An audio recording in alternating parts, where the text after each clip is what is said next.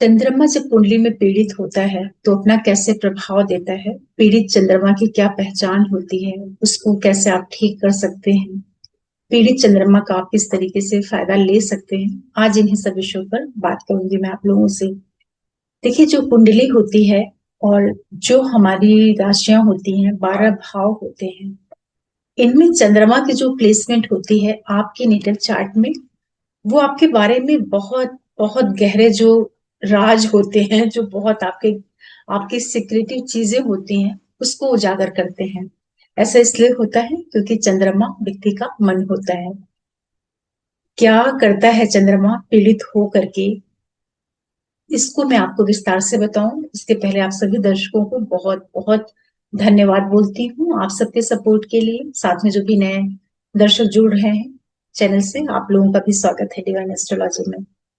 चंद्रमा मन है और मन के आधार पर ही लोग संचालित होते हैं।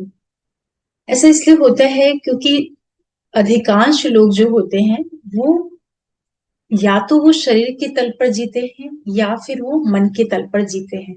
शरीर आपका लग्न होता है, आपकी देह होती है, और चंद्रमा आपका मन होता है। तो मोस्टली लोग इन्हीं दो लेवल पर अपनी लाइफ को लीड करते हैं, सरवाइव करते हैं।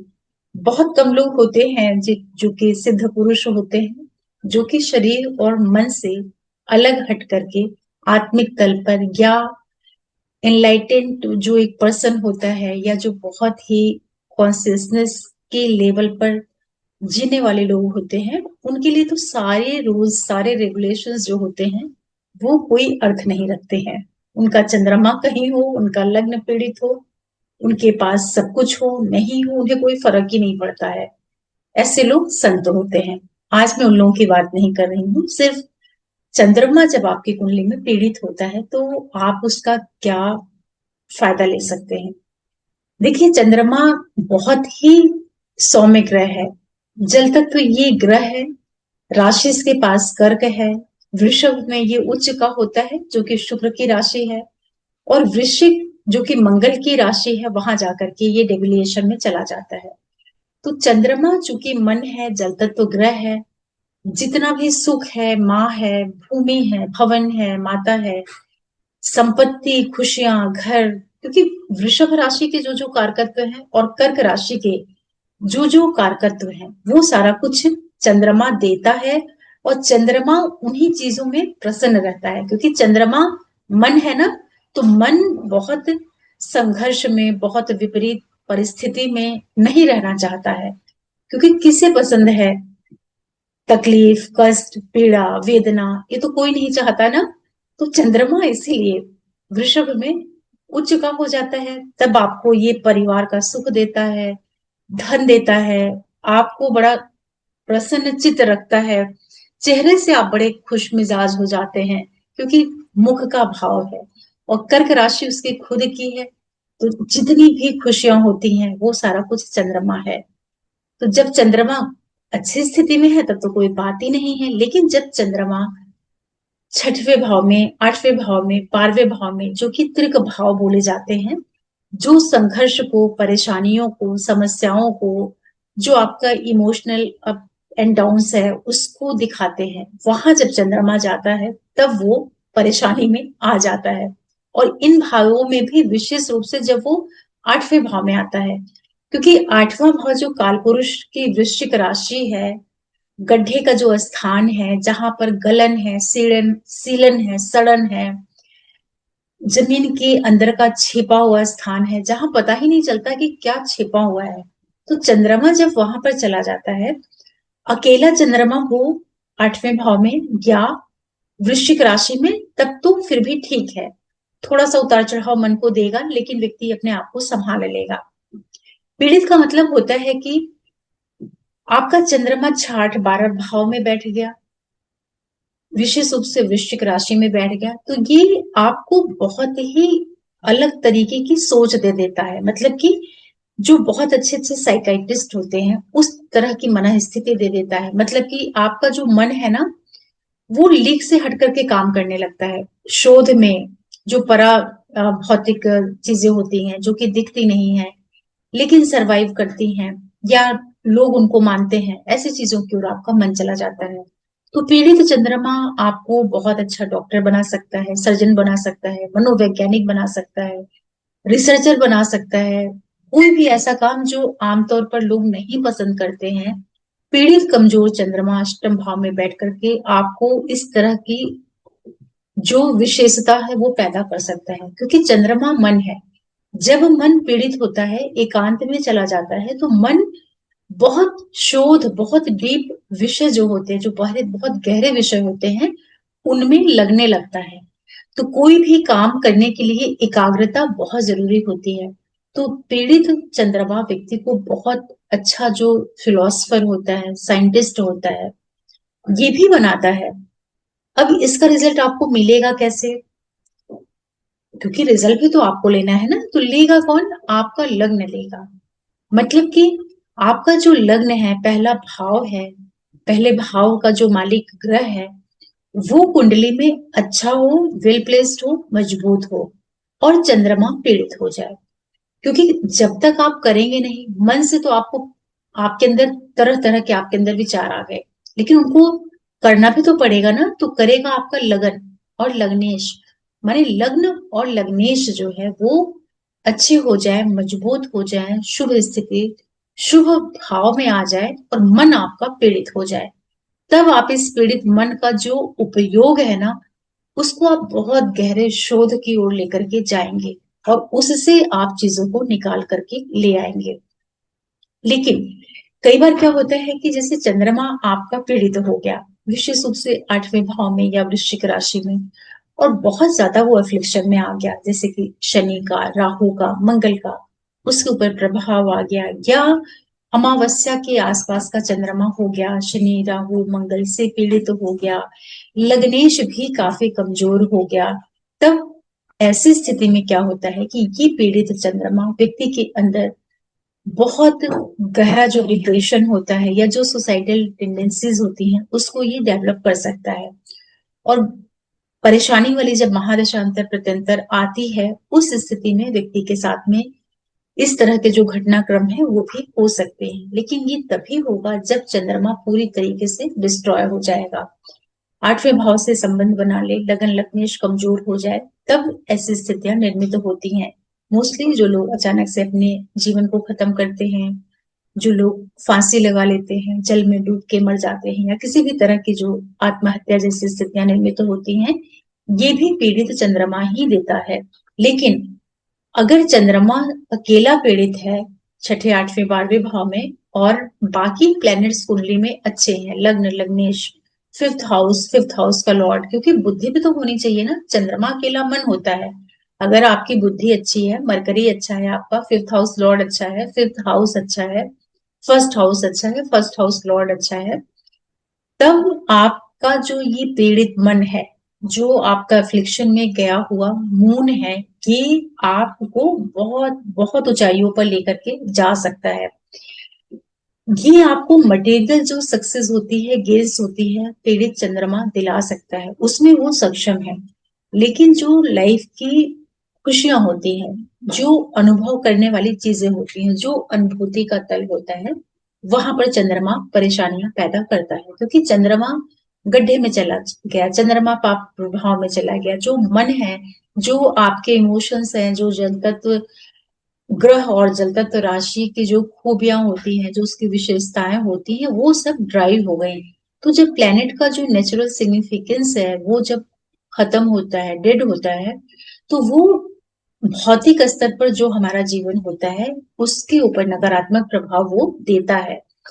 इसीलिए जो डॉक्टर्स होते हैं, साइंटिस्ट होते हैं, स्पेशली जो लोग सर्जन्स होते हैं, आप देखेंगे कुंडलियों में डॉक्टर्स के मोस्टली उनका या तो आठवें भाव में चंद्रमा होगा मंगल के प्रभाव क्षेत्र में, या वृश्चिक राशि में होगा, क्योंकि इन लोगों को ना पेन नहीं होता, या ये अपने इमोशंस को दिखाते नहीं, जाहिर नहीं करते, या इनको जो तकलीफ होती है वो कम महसूस होती है, क्योंकि ये ड्राई होते हैं, नेचर से थोड़ा ड्राई होते हैं, शुष्क होते हैं। ये काम तो अच्छा कर लेते हैं, लेकिन ये इमोशंस को नहीं दिखा पाते। तो एक अच्छे डॉक्टर को, एक अच्छे सर्जन का मन ऐसा ही होना चाहिए कि वो कोई भी चीर-फाड़ कर रहा है, सर्जरी कर रहा है, तो उसको अंदर से दुःख नहीं हो रहा है। उसको बस वो काम समझ के किए जा रहा है।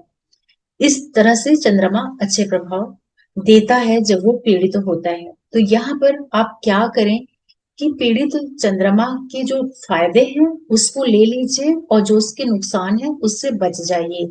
इसके लिए आपको क्या करना रहेगा कि आप प्रयास करिए कि कोई भी ऐसा काम करिए या कोई ऐसा विषय आप चुन लीजिए, भले ही आपकी जॉब का नेचर कुछ भी हो, आप प्राइवेट सेक्टर में हो, गवर्नमेंट सेक्टर में हो, आप अपने मन के पसंद के अनुसार काम भी नहीं कर रहे हैं और आपका चंद्रमा पीड़ित है जिसकी वजह से आप डिस्टर्ब हो रहे हैं, तो आप कोई शोध वाला विषय, कोई रिसर्च वाला, कोई अकल्ट रिसर्च, इस तरह के जो विषय होते हैं उनको आप अपनी लाइफ में लेकर के आइए, आप उसको पढ़िए।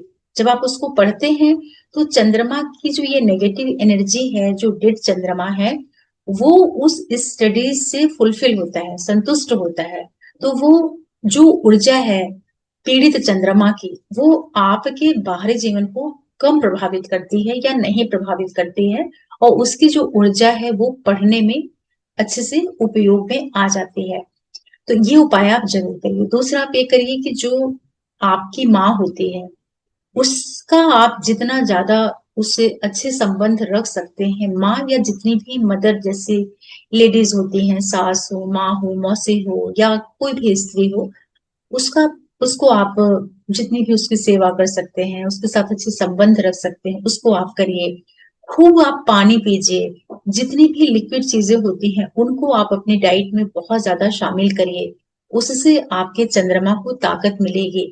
शिव भगवान की आप जितनी ज्यादा उपासना कर सकते हैं और उनके ऊपर जो जल का अभिषेक किया जाता है, चाहे आप अपने घर में ही रखिए, भगवान शिव की जितनी आप उपासना करेंगे, जल अक्षत आप उनके ऊपर डेली पूजा करते समय चढ़ाएंगे, ओम नमः शिवाय के मंत्र जाप, ओम सुम सोमाय नमः के मंत्र जाप, इसको आप जितना ज्यादा अपने जीवन में करेंगे, ये पीड़ित चंद्रमा आपको फायदा देगा, नुकसान ये नहीं करेगा।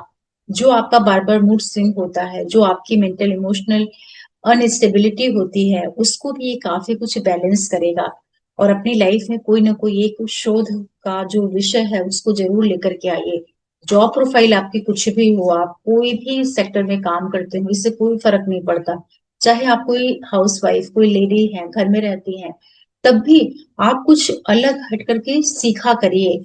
अपने किचन से संबंधित चीज या अपने घर से संबंधित, घर को कैसे बिल्कुल डिफरेंट एंगल से डेकोरेट करना है। जब आप अपने मन की एनर्जी को बहुत गहरे में जाकर के यूज करने लगेंगे, तब ये पीड़ित चंद्रमा आपको उतना तंग नहीं कर पाएगा, बल्कि आप इसके फायदे ले पाएंगे।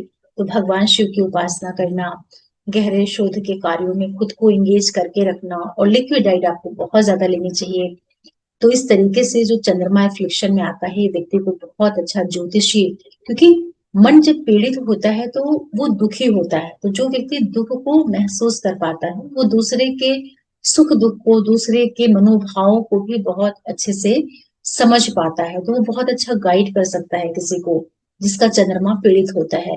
वो क्योंकि वो खुद के जीवन में काफी व्यथित होता है, दुखित होता है, तो वो दूसरे को सलाह दे पाता है, क्योंकि जो दुखी है, जो परेशान है, वो दूसरे की पीड़ा को अधिक गहराई से उसको समझ पाता है ना, इस वजह से वो ऐसा गाइड अच्छा कर पाता है।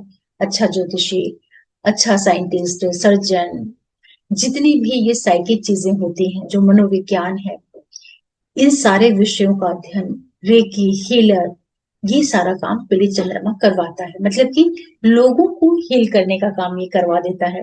लेकिन इसका बहुत ज्यादा नकारात्मक प्रभाव तब आता है जब चंद्रमा बहुत बुरी तरीके से पीड़ित होकर के पाप प्रभाव में आ जाए और 6, 8, 12 से कनेक्ट हो जाए, और लग्नेश जो है वो कमजोर हो जाए। क्योंकि अगर लग्नेश कमजोर होगा ना, तो जो व्यक्ति की बुद्धि है, जो उसका शरीर है, वो अपने मन को, अपने मन की जो नकारात्मकता है उसको वो अपनी बुद्धि से, समझदारी से बैलेंस कर लेगा, संभाल लेगा।